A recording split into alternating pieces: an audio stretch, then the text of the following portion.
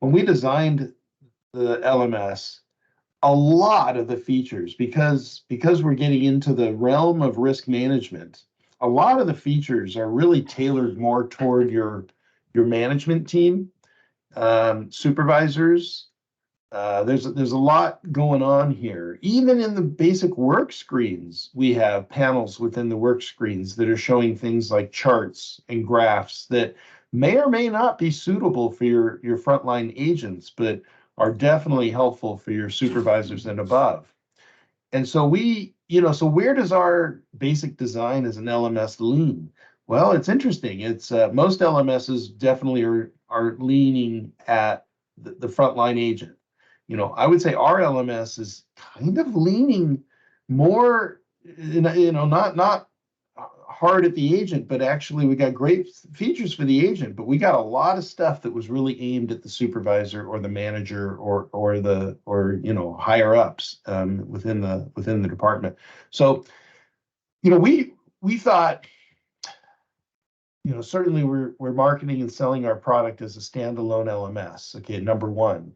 But because of some platforms out there that are just entrenched within the organizations, we thought we should also market and sell a different implementation of our software that is exclusively aimed at the supervisor and above. For those of you, been involved in servicing call centers and the operations of it, it's very typical that you have bunch of cubicles, bunch of collectors that are staffed in these areas, and then there's a management structure typically where you'll have a supervisor who's over maybe 8 to 10 agents, and throughout the day the agent is sort of faced with a decision. They can walk over to their supervisor and explain the situation. The supervisor, can help them make a decision.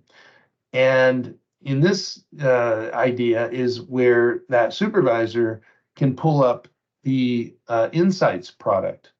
And it's an exclusive, we don't want to call it an LMS because it's we demoed this for one person. They called it Power BI on steroids because it's, Power BI is basically a screen intended for supervisors or managers with some charts and graphs and some sort of management, reporting that's there. Kind of like what we're looking at here right now. This would be an example of a Power BI screen that has a couple of panels with a couple of charts or graphs that have been customized to fit the needs of that servicer.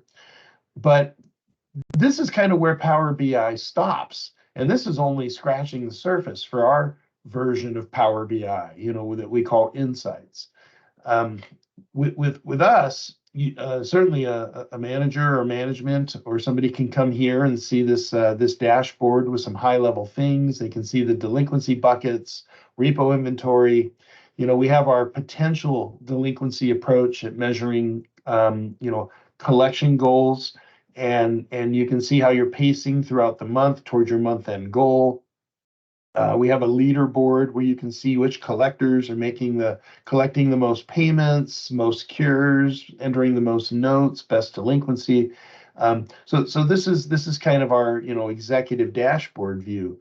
But beyond that, because at our foundation we're really an LMS company, we have sort of tailored our LMS and elevated it into an application that we call Insights, that is really a read-only version of their LMS. But it's all the views and all the screens are curated toward the supervisor or above. So here's our queue. And the supervisor can come here. They can go here and say, I want to see the queue of any one of my agents. And so they can choose one. And then they can see the list of accounts, that for the agent. That our views have some intelligence behind them. For example, we have this priority column where, we're prioritizing the workload based on since the last time it's been worked. And so anything that says overdue should have been worked yesterday. If it says due, then it's scheduled to be worked today, or it should be worked today. Now, there's really no communication back to their main LMS. So this is sort of a manager's view of how the priorities should be, should be worked. Now, with a little bit of technical cooperation, we could have two-way communication to their LMS, but that's sort of a project, right? We would need the cooperation of their IT team. Our entire system is built on APIs, so there would need to be some kind of a middle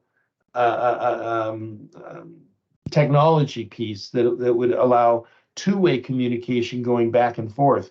And in that situation, the supervisor could not only be viewing the situation here, they could actually be taking action over here. And it's the same thing as taking action on the LMS, their main LMS.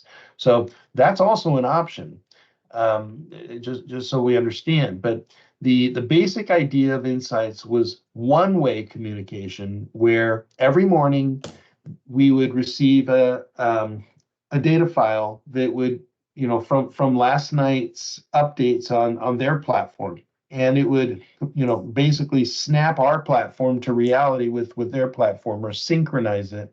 And then, and throughout the day, as updates are happening on their platform, everything is static on ours, but we know that everything that they're seeing is as of, last night, which should be fine when you're just looking at reporting and things of that nature. Let's go into a deal.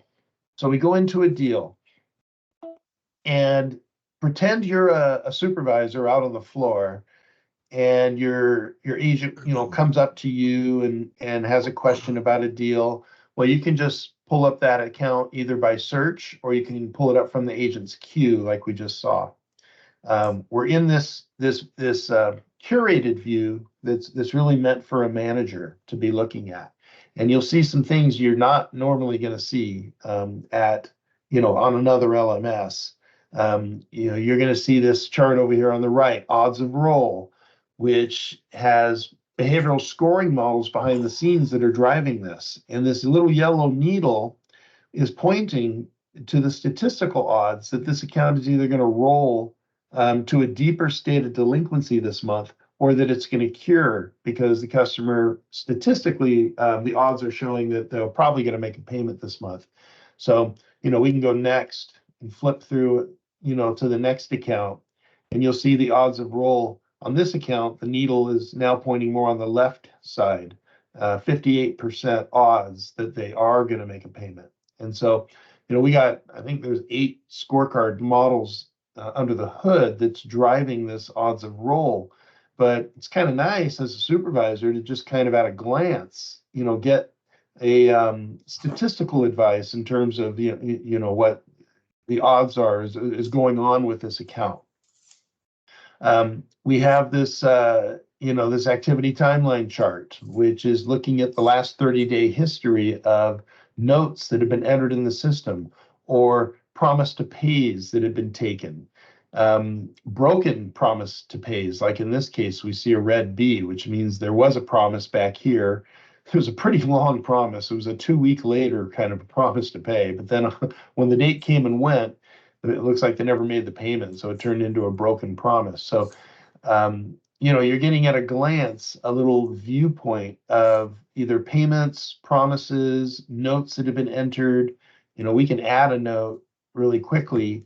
We made an outbound call. We talked to the actual customer. It was a right party contact. Where did we talk to them at? Well, we don't have a phone number on this test client here, but you enter a phone number, enter your note, blah, blah, blah, test note. And if you also took a promise to pay at that time, you can enter, a promise to pay date, promise to pay amount. But in the default sort of deployment of our Insights product, you wouldn't be entering promise to pays, and you wouldn't be entering notes. The data would be coming from your other platform, And but I'm showing you in a two-way communication kind of rollout. Well, then you could actually interact and actually take actions on this end, and it'll update both LMSs and keep them in sync.